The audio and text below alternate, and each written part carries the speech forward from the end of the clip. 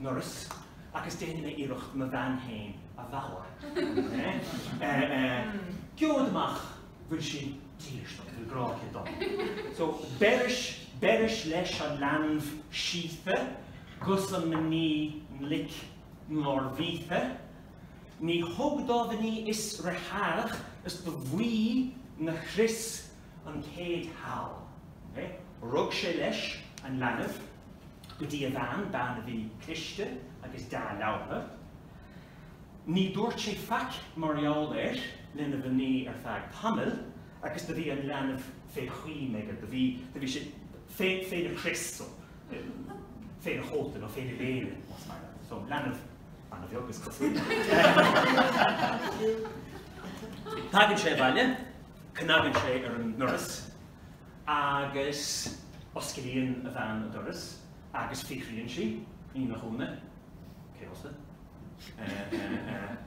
Agus fragaríonn fiúntain, gecuich bheith bhean banfad díomh, magáileat lenán má cíomh, ní habhhaig sin canas or a canas, daslinn a habhhaig in nuignas.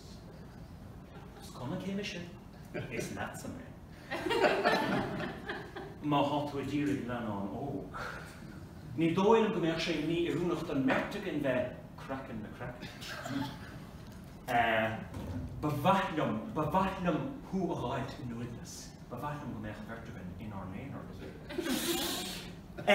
Cúna sé sin úntas ar a tanna bhansá, agus ní nach úna, híl sí gur ag maga a bhí a fear óg bachúil ach go lí seo a bhí os córamach. Scur a bhaicíomh óig hábhacht, hían ón le héad leanánacht. Éiríosteach ag magic a bhuachail, is fada ó bhí mise ar marga. Is fada ón le héadse cuasa grá.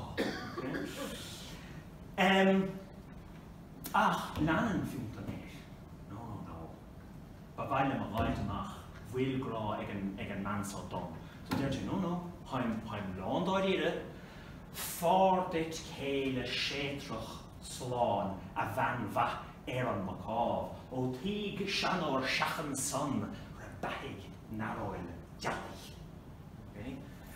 Bearagait céile sétrach achalín, sláán, foláin, bhain fá níos mó tanmh as céile óg. Os rud ag bud pósta de fada ag seandaine, cha heis ra baithig naróil dealaigh, scar le do bheith bhrónach.